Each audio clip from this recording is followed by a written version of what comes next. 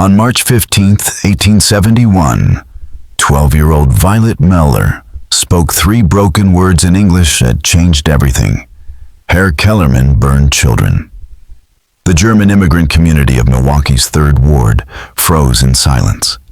Johann Kellerman had been their most respected baker, a pillar of St. Michael's Church, a man known for handing out free bread to orphans every Sunday.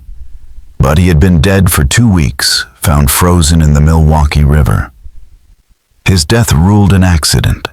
No one could explain how a barely literate girl knew about a fire in Hamburg 7 years earlier that killed 6 children, or how she could repeat a confession Kellerman had whispered in German behind a closed confessional door, words meant only for God, a priest, and 1 young translator. That revelation marked Violet Mueller as a danger, and her story only grew darker. 3 days after Violet's death, the confession ledgers of St. Michael's were destroyed in a blaze the church called accidental. Though Father O'Brien's hands carried gunpowder burns, he blamed on cleaning his rifle. Secrets, it seemed, demanded fire. In 1871, Milwaukee's 3rd Ward thrived as a German stronghold.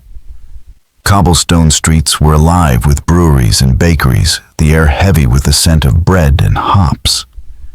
Nearly 3,000 German immigrants had fled hunger and persecution to build a new life here, carrying their language, their customs, and their sins across the ocean. At the heart of it all stood St. Michael's Catholic Church, its limestone walls and twin spires rising over Cherry and 3rd. Built only 8 years earlier with the hard-earned pennies of poor families, it was more than a place of worship. It was where marriages were blessed, children baptized, and where secrets spilled in the dark of confession. But confession was complicated. German parishioners spoke little English, and their Irish priests spoke almost no German. Father Patrick O'Brien, stern and given to strong drink, knew enough Latin to say the Mass, but not enough German to hear sins. His young assistant was no better. Desperate for a bridge, the church turned to the Mueller family new arrivals from the Rhineland. Heinrich Mueller built barrels for the breweries, his wife Greta scrubbed laundry to keep food on the table, and their daughter Violet showed an uncanny gift for languages. Though only 12, she could move between German and English with ease, impressing even the learned men of the parish. In the fall of 1870, Father O'Brien approached Heinrich with an offer. Would they allow Violet to serve as translator in the confessional? She would earn 50 cents a week, a fortune for a family scraping by, though always under the watchful eyes of the clergy. It was a simple arrangement, or so it seemed. Heinrich, a devout Catholic, who believed the arrangement was both a blessing for his family and a duty to the church, quickly agreed to Father O'Brien's offer. By November 1870, Violet began her unusual role. Twice a week, on Tuesday and Friday evenings before Vespers, she slipped into St. Michael's, took her place in a small wooden chair near the confessional, and became the quiet voice linking German penitents to their Irish priests. Father O'Brien stressed one rule above all: what was spoken in confession belonged to God alone. Violet was to translate faithfully and then let the words vanish.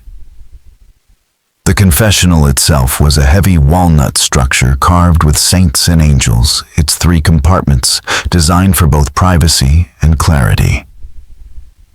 Parishioners knelt in narrow side chambers, whispering their sins through latticed screens to the priest in the center. Violet sat tucked into a small alcove behind the priest's chair, unseen, but able to catch every syllable. For months, the system worked seamlessly. She rendered the litany of sins, petty thefts, harsh words at home, impure thoughts with childlike precision. Father O'Brien issued penances. Violet repeated his prayers in German, and the parish moved on, cleansed. But unlike the priest, Violet could not release what she heard. Her mind clung to every detail. Names, dates, places, crimes, each one locked away with the clarity of etched glass. She never spoke of it, not to her parents, her friends, or even to herself. Yet memory, once awakened, cannot always be contained. The first fracture came on a frigid February evening in 1871. After a long session in the booth, Violet walked home under the yellow glow of street lamps when she passed the bakery owned by the Zimmermans. Brunhilde Zimmermann, known for her kindness, called to her in German and asked about her family. Violet explained that her mother had been ill, and Mrs. Zimmermann promised to send soup. Their talk was warm and familiar until Violet's words shifted. In English now, her voice trembled with a strange intensity. "Not everyone is good to children," she said. "Some men give bread to orphans on Sundays, but burn houses with children inside when they live in Germany. God knows their secrets." The words froze Mrs. Zimmermann in place. She knew only one man in the neighborhood who gave bread to orphans every Sunday, her husband's business partner and closest friend, Johann Kellerman. Panic tightened her chest. "Violet," she asked gently, "what do you mean Herr Kellerman is a good man? He would never hurt children." Violet blinked as if waking from a dream. The faraway look drained from her eyes, replaced with confusion. She shook her head slightly, as though uncertain she had spoken at all. Violet's sudden outburst left her shaken. "I don't know why I said that. I should go home. Mama is waiting." She darted off, leaving Mrs. Zimmermann rooted under the street lamp, unsettled by what she'd heard. How could a 12-year-old girl, fresh from a small Rhineland village, know anything about fires in Germany, let alone connect such horror to Johann Kellerman? That night, Mrs. Zimmermann told her husband what Violet had said. Wilhelm Zimmermann had known Kellerman for 3 years, ever since the baker had opened his shop nearby. Kellerman was devout, disciplined, generous to orphans, and a faithful presence at St. Michael's. The idea that he had harmed children seemed absurd. Yet Wilhelm's reaction was not outrage, but unease. His face drained of color, and he grew quiet. When pressed, he admitted that 3 months earlier, Kellerman had received a letter from Hamburg. The letter, written by a man named Hinrich Brenner, asked about a tenement fire in 1864 that had killed several children. Brenner believed Kellerman might have information about how it started. Kellerman had been so shaken, he asked Wilhelm to help draft a reply, claiming he had never lived in Hamburg and knew nothing about the fire. But Wilhelm had seen Kellerman's immigration papers himself. Hamburg was clearly listed as his last residence. The revelation cast a dark shadow. If Kellerman had lied about Hamburg, and if Violet somehow knew about a fire involving children, perhaps her strange words weren't nonsense after all. 2 weeks later, Kellerman's body was pulled from the Milwaukee River. Police ruled it an accident. He had slipped on the ice while drunk, struck his head and drowned. It was a plausible end, and the community mourned sincerely. Father O'Brien delivered a moving eulogy, praising Kellerman's faith and generosity. But at the back of the church, Violet stood quietly, her pale eyes fixed on the coffin. After the service, she approached Mrs. Zimmermann and whispered. He confessed 3 times about the fire, always on Friday evenings. He said he was sorry for the children, but they were going to tell about the stolen money. Father O'Brien gave him 20 Hail Marys each time. Before Mrs. Zimmermann could respond, Violet slipped away, leaving her trembling on the church steps. In the weeks after the funeral, Kellerman's death became less a subject of mourning than of hushed speculation. People began to wonder about Violet and her impossible knowledge. Mrs. Zimmermann could not shake the memory of the girl's exact words. Confession days, penance counts, and remorse over children who might have revealed theft. The detail chilled her. She herself had observed Kellerman's regular Friday evening confessions. Violet's precision was uncanny. To test her growing suspicion, Mrs. Zimmerman began attending church more often.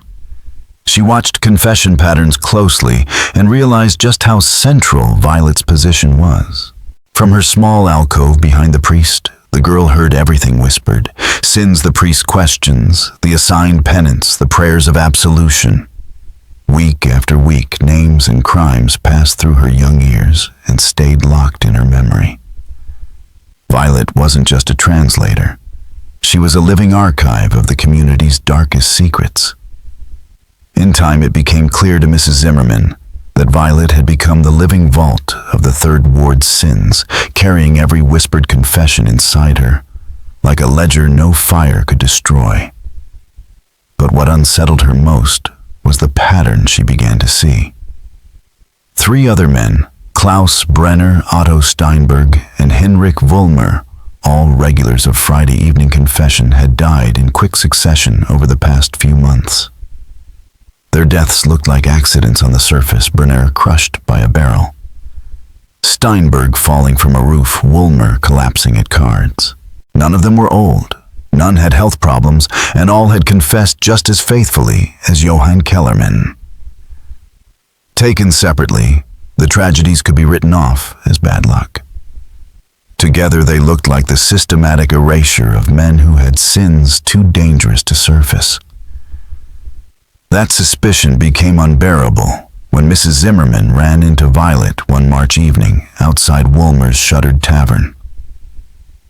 The girl stood staring at the boarded windows with that faraway expression that made her look years older than 12. "He kept children in the basement," Violet murmured, as if to the air itself. "For 3 years, he sold them to men who hurt them. He said he couldn't stop because the money was too good. He confessed every Friday, but the crying never left him." Mrs. Zimmerman's stomach turned. The horror of what Violet described was almost beyond comprehension. She pressed the girl gently. "Violet, how could you know such things?" Violet's pale blue eyes shifted toward her calm and matter of fact. "I remember everything. Every word, every name, every sin. Klaus Brenner said he pushed workers into a vat of boiling beer when they caught him stealing. Otto Steinberg confessed he killed his brother in Germany for money. I remember all of it." Mrs. Zimmerman could barely breathe. She whispered, "But those are confessions. They're meant to be secret." Violet didn't flinch. "They are secret. I don't tell anyone. But sometimes the words just come out when I see places or people that remind me. I can't stop them." Then, without another word, Violet walked away, leaving Mrs. Zimmerman trembling in the street. It was then she realized the girl wasn't willfully breaking the seal of confession, she was drowning in it. Violet's perfect memory was both her gift and her curse, forcing out truths no child should have to carry. And every accidental revelation placed her in greater danger, for the men she spoke of had already killed to bury their pasts. Mrs. Zimmerman felt the weight of an impossible choice pressing down on her. To tell Father O'Brien meant stripping Violet of her position and condemning her family to poverty. To go to the police would mean relying on evidence obtained in violation of sacred law. To warn the community could be signing Violet's death warrant. As spring crept over Milwaukee, Mrs. Zimmerman saw that Violet's outbursts were becoming sharper and more detailed. The girl's burden of secrets too heavy to keep contained much longer. By April, Violet's unraveling had become impossible to ignore. The girl no longer seemed able to control when fragments of confessional knowledge surfaced, and her outbursts had begun to ripple through the community. Longtime parishioners who had once knelt faithfully every Friday evening now avoided the church, shifting their confessions to mornings or disappearing from the sacrament entirely. Fear was spreading in the Third Ward, fear not of God's judgment, but of the 12-year-old girl who remembered too much. Father Patrick O'Brien first noticed the change in numbers during the second week of April. Where there had once been 15 or 20 penitents every Friday night, now only a handful arrived. Their confessions rushed their eyes, darting nervously, as if they feared being overheard. At first, O'Brien explained it away, as grief too many sudden deaths in the parish had shaken the faithful. But the longer the decline persisted, the less he believed his own reasoning. Something else was keeping his parishioners away. That something arrived in the form of Wilhelm Zimmermann. Known for his devotion to St. Michael's and his generosity in fundraising, Wilhelm was a man O'Brien trusted. When he appeared one Tuesday afternoon in the sacristy, pale and visibly unsettled, asking for a private word, the priest understood immediately that what he was about to hear would not be trivial. Over the next hour, Wilhelm laid out everything his wife had told him. Violet's uncanny precision about Johann Kellermann's confession schedule, her detailed repetition of penance assignments, her strange inability to suppress what she knew, and most horrifying, her revelation about Heinrich Mueller, keeping children locked in the basement of his tavern. At first, O'Brien pushed back, suggesting the girl might have overheard gossip or imagined details beyond her years. But Wilhelm had proof. He explained how after Violet's outburst, he visited Wilmer's widow under the pretense of wanting to buy the tavern. She allowed him to examine the basement. There he found shackles bolted to beams, small ones built for children. He saw dark stains on the floor that looked like dried blood and walls scarred by scratches made from fingernails. Wilhelm's voice shook as he recalled it. "No child could invent such details, Father." Violet heard them from Wilmer's own lips. The weight of those words pressed on Father O'Brien like a millstone. If Violet's knowledge of Wilmer's crimes was true, then so was everything else she had repeated: the fire in Hamburg, Brenner's murder, Steinberg's betrayal. And if those men had truly confessed to such sins, their deaths could no longer be explained as mere accidents. Someone had begun removing threats, silencing those whose secrets risked exposure through the lips of a child who could not forget. Wilhelm leaned forward, his voice low. "My wife believes Violet's knowledge is already spreading. People in the community whisper about the men who've died. They're beginning to wonder if it was really coincidence." For Father O'Brien, the danger became brutally clear. Violet was not only jeopardizing the sacrament of confession, she was walking around with a memory full of crimes men had killed to conceal. Unless something was done, more deaths would follow. Perhaps even Violet's. If Violet kept slipping, sooner or later, someone would silence her. Father O'Brien knew it, Wilhelm knew it, and even Violet herself seemed dimly aware that her gift was also a curse.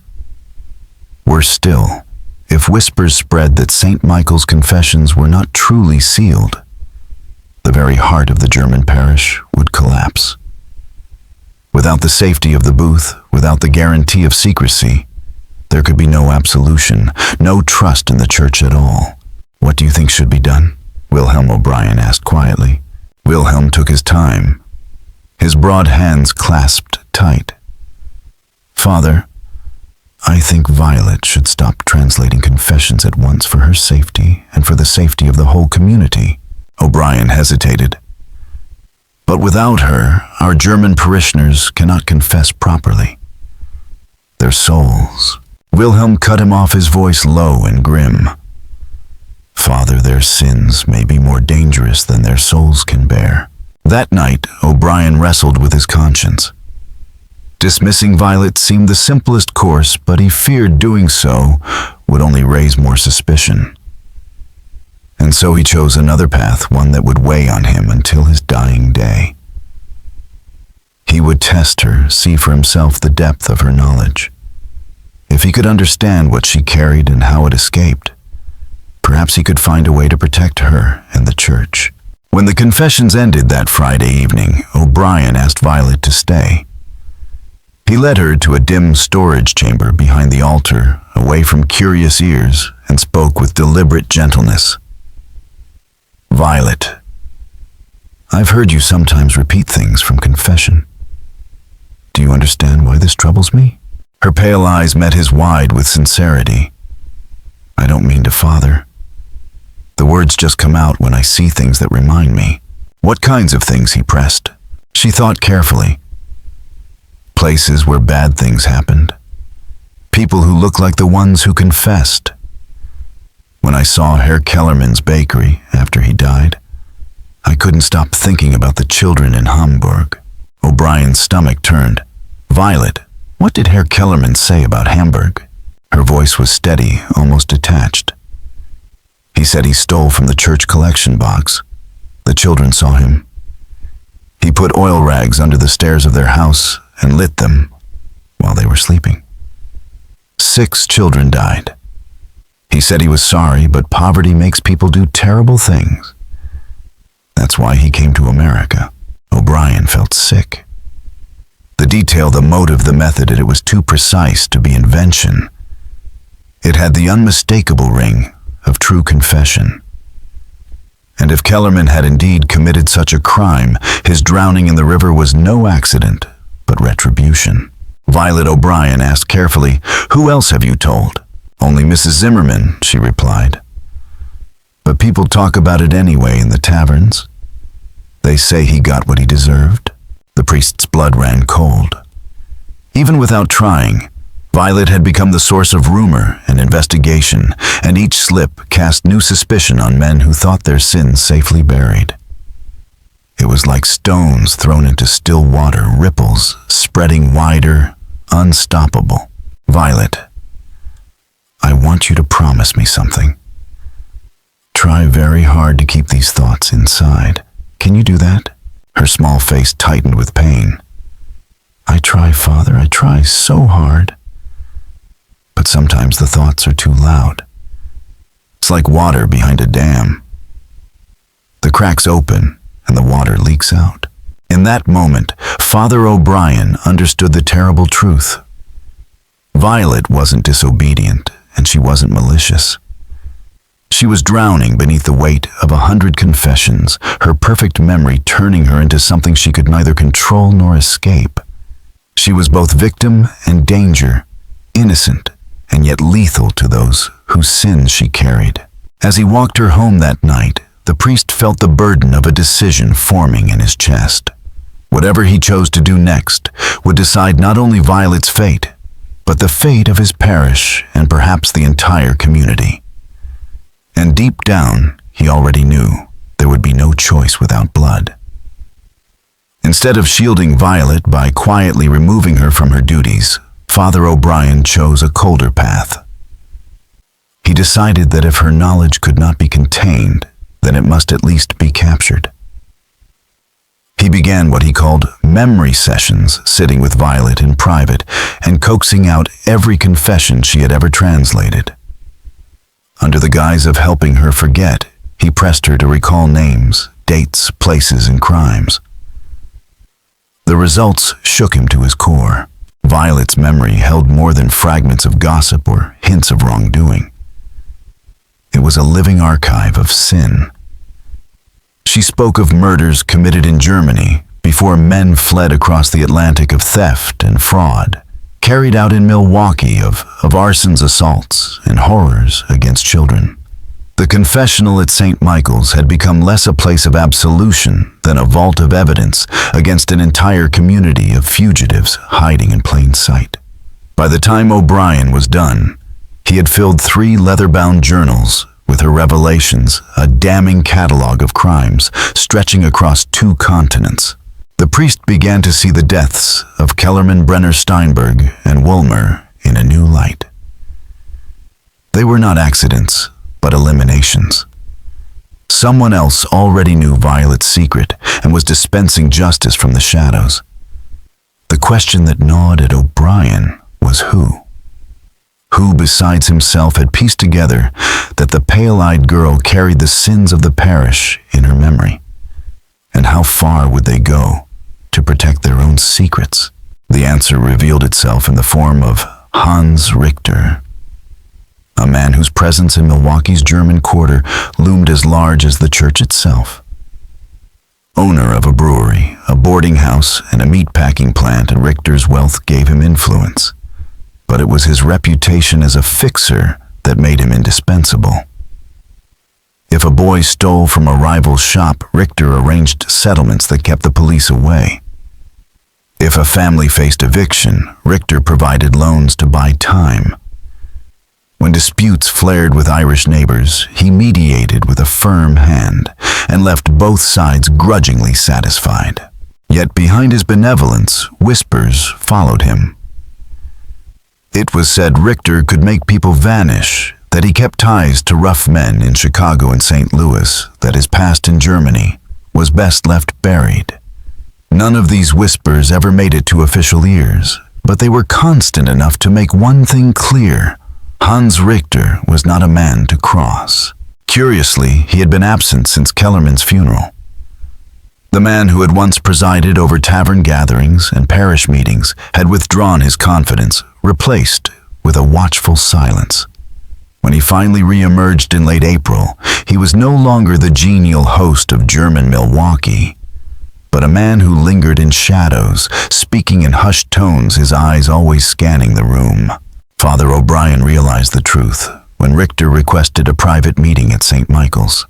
The parish councilman who solved problems had discovered Violet Mueller was a problem that could not be ignored. Hans Richter's confrontation was nothing like Wilhelm Zimmermann's hesitant confession. Where Wilhelm had spoken with reluctance, almost shame, Richter came with sharp edges and intent. He didn't waste time. "Father," he said flatly, "we have a problem with your little translator." O'Brien tried to mask his unease. "I'm not sure what you mean, Hans." Richter's smile was thin, humorless. "I think you know exactly what I mean. The girl knows things she shouldn't, and she's sharing them with people who shouldn't hear them." The priest attempted to downplay it. "She's just a child. Children say things they don't understand." Richter leaned closer, his voice low and steady. "Children don't invent stories about Woolmer's basement. They don't describe shackles bolted to beams unless they've heard the truth. And Violet's truth can ruin lives, destroy families, and send men to prison. I've seen the basement myself. I know what Wilhelm Zimmermann found." A cold weight settled over O'Brien. Richter hadn't been hiding in recent weeks. He had been following Violet's words, chasing her unintentional revelations through the streets and cellars of the Third Ward. And now he was standing here, making it clear he would not let this continue unchecked. "Hans, what exactly are you suggesting?" the priest asked carefully. "I'm suggesting that your translator has become a danger to us all. She knows too much. She has to be removed from that booth before her tongue brings ruin on the entire parish. End her work, silence her memory, and make sure no record exists of what she has said." O'Brien felt the blood drain from his face. Richter's demand struck too close to the truth. In his private chamber sat 3 leather-bound journals filled with every word Violet had recalled, evidence enough to condemn half the community. If Richter suspected those books existed, they would be as much a death sentence for O'Brien as for Violet. "And if I refuse?" Richter stood brushing down his coat. His tone was calm, but the threat curled inside every word. "Father, I respect the church. I love this community. I would hate to see either destroyed by scandal or by tragedy. Solve this problem, or I will." After Richter left, O'Brien spent hours in prayer, his knees aching on the cold stone floor, begging God for clarity. Every path was fraught. Dismissing Violet would shield her from Richter, but deny his parishioners absolution in their own tongue. Keeping her in the booth would preserve their souls, but place her life in immediate peril. Going to the police meant violating the sacred seal of confession and unleashing a scandal that could obliterate the German parish. At last he decided on what seemed the narrowest way forward. He would quietly remove Violet from her role and arrange for her family to receive the same income through other church duties, laundry, cleaning, parish errands. It would protect Violet without starving her family. But when O'Brien approached Heinrich Mueller with the plan, the Cooper's reaction was fierce and immediate. Heinrich slammed his fist on the table. No, father. Violet will not stop. She was chosen for this work. It honors our family and honors God. She will not be taken from it. The priest realized too late that he had underestimated a father's pride and that his careful compromise had already begun to collapse. The money Violet earned meant survival for the Mueller. Eller's 50 cents each week was nearly a quarter of the family's income. But for Heinrich, her role was more than financial. He saw Violet's gift as proof of divine favor, a sign that God had chosen his daughter for a special purpose. To remove her from that duty would not only wound his pride, but in his eyes offend heaven itself. Father Heinrich said firmly, Violet wants to continue. This work is important to her, and it is important to our family. O'Brien tried to reason with him. Heinrich, I'm worried about the strain on a child so young. Perhaps she could help the parish in other ways. Heinrich's jaw tightened. Other ways God made her a translator. If you don't want her here, perhaps another parish will. The priest understood the unspoken threat. Dismissing Violet might drive the Muellers to another German parish, and with them would go whisper suspicions and dangerous questions about why she had been removed. O'Brien was caught in a vice. Keeping Violet in the booth placed her directly in harm's way, but sending her away might expose even more. For the moment, he chose paralysis, hoping Hans Richter's threats were bluffs. That fragile hope shattered on May 3rd. When Violet arrived at St. Michael's for her duties, she found a scrap of paper pinned to the confessional door. Written in rough German, it said simply, "Stop talking about other people's sins, or you will join them in hell." Her small hands trembled as she carried it to O'Brien. The priest recognized the handwriting. At once he had seen it in business ledgers and correspondence. It was Hans Richter's hand. But what unsettled O'Brien most was not the words, but how they had been delivered. The church had been locked overnight. For the note to be waiting inside the booth, Richter either possessed keys or had allies among the staff. The sanctity of St. Michael's had been violated, and with it, O'Brien's last illusion that Violet could somehow remain safe inside the parish walls.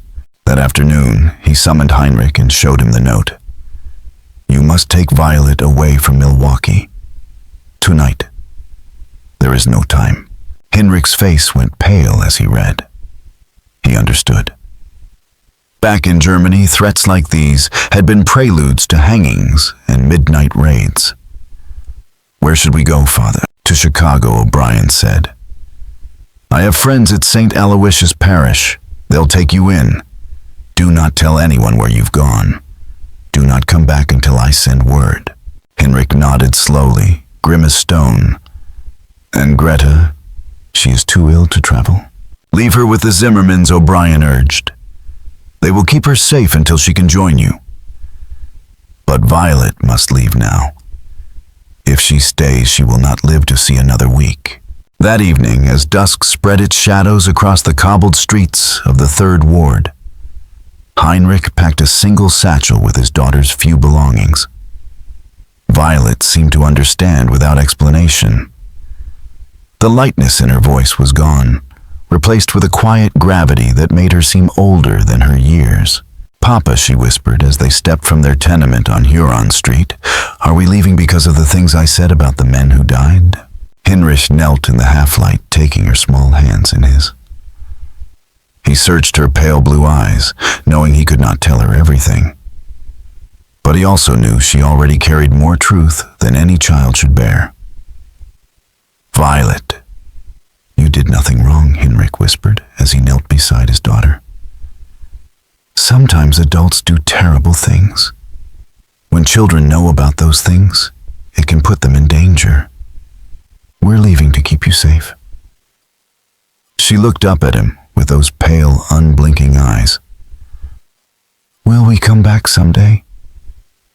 Papa Heinrich forced a smile. "When it's safe." Father O'Brien had arranged everything.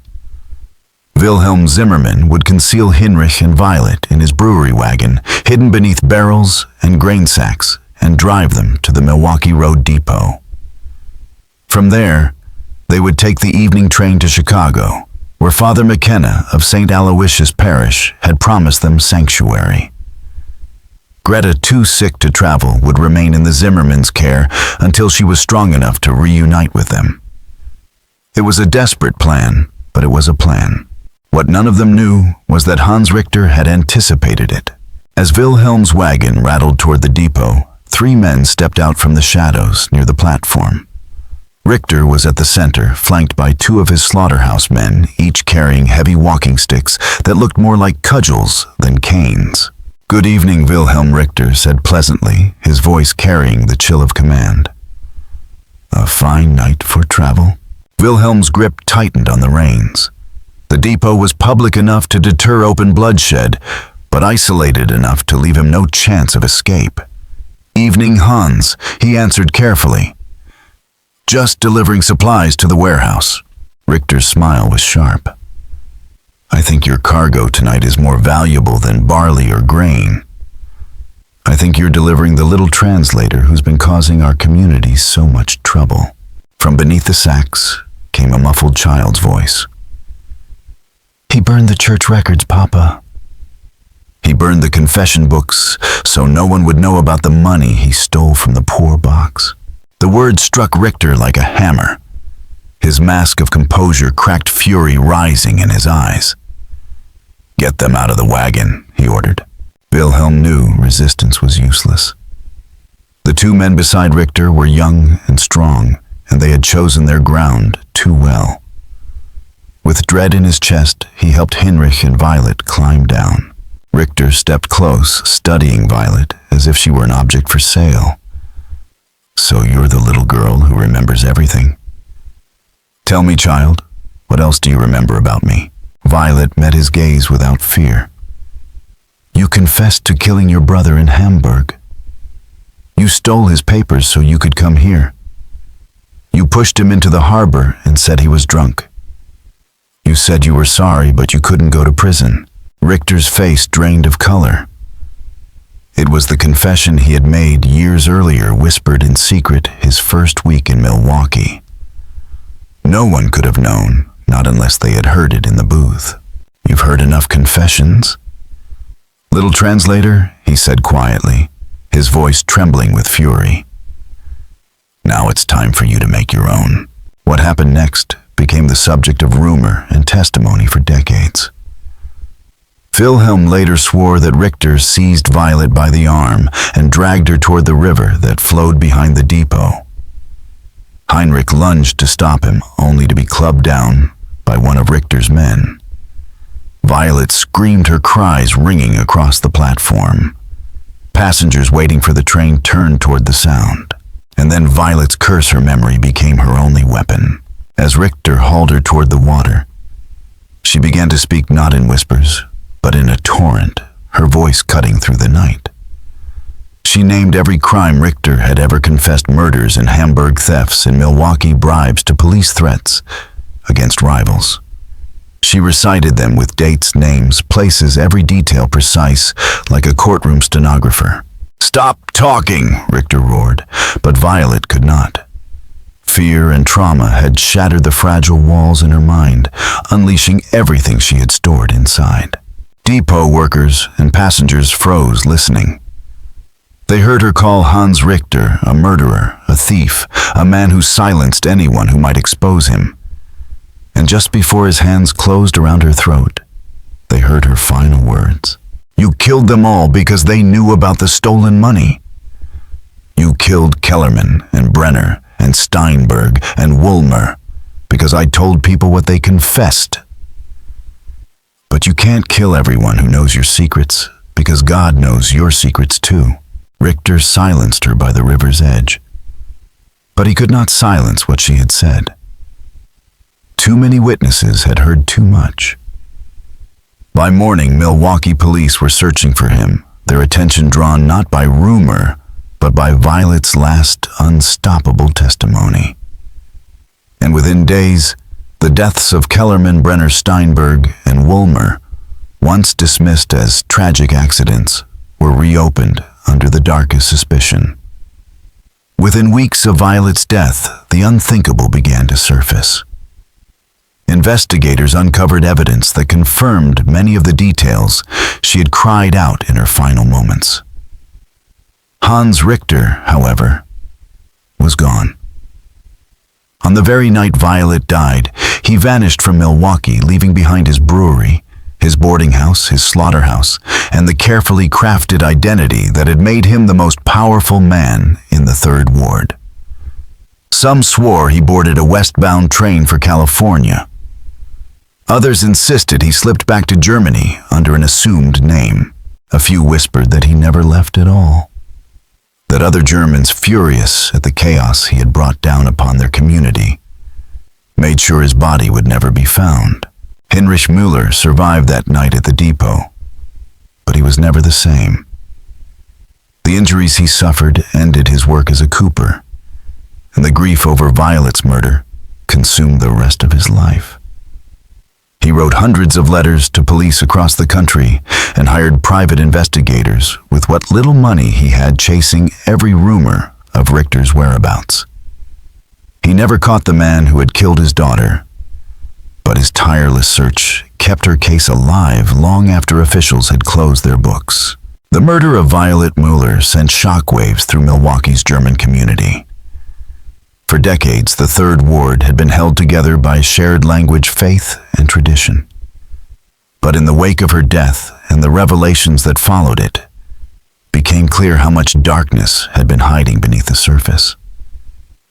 As detectives pursued leads, they uncovered the truth. Violet had not been exaggerating. Her memory had preserved confessions of crimes both in Europe and America, and many of them could be corroborated with real evidence. Father Patrick O'Brien, shattered by his failure to protect the child he had placed in danger, did something no one expected. He carried the 3 leather-bound journals, his record of Violet's memory sessions, straight to the Milwaukee Police Department. It was an act that broke the sacred seal of the confessional and risked the ruin of his priestly career. But it was also the act that gave investigators the tools they needed.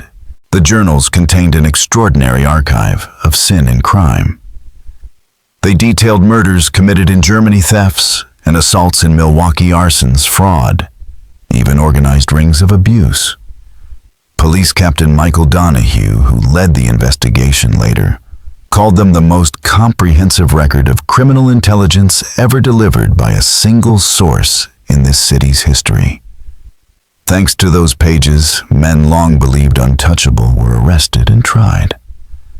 A criminal network that had hidden in plain sight for years was exposed. The revelations confirmed what Violet had carried inside her, that the German immigrant quarter of the Third Ward had harbored more fugitives from European justice than anyone had ever suspected. They had crossed the ocean, believing their sins would vanish in the New World. Instead, they confessed them to a booth in St. Michael's and to the memory of a child who could not forget. Wilhelm Zimmermann, the man who had tried to shield Violet on the night of her death, became the star witness. His testimony about Richter's ambush at the depot, combined with Violet's dying words, gave investigators the framework they needed to connect Richter to the suspicious deaths of Kellerman, Brenner, Steinberg, and Woolmer. Though Richter himself was never captured, his empire collapsed, and his name was forever blackened by the words of a 12-year-old girl whose memory had proven stronger than fear. The murders of Kellerman, Brenner, Steinberg, and Woolmer were eventually reclassified as homicides, with Hans Richter identified as the prime suspect. The deeper police dug, the more they realized his motives were not only about silencing loose tongues, they were about protecting a criminal empire. As a brewery owner, boarding house keeper, and meat packer, Richter had woven himself into the economic life of the Third Ward. Behind the veneer of respectability, however, he was running a shadow economy. He laundered money from stolen goods, sold forged identity papers to fugitives, and extorted protection payments from men terrified their pasts in Europe would catch up with them. Violet's revelations had threatened not just individuals, but the entire web of criminal commerce Richter controlled. Brunhilde Zimmermann, who had first heard Violet's chilling words about Johann Kellerman, spent years documenting the girl's story so it would not vanish. Her handwritten account, carefully preserved and later translated from German, became the foundation for understanding the tragedy.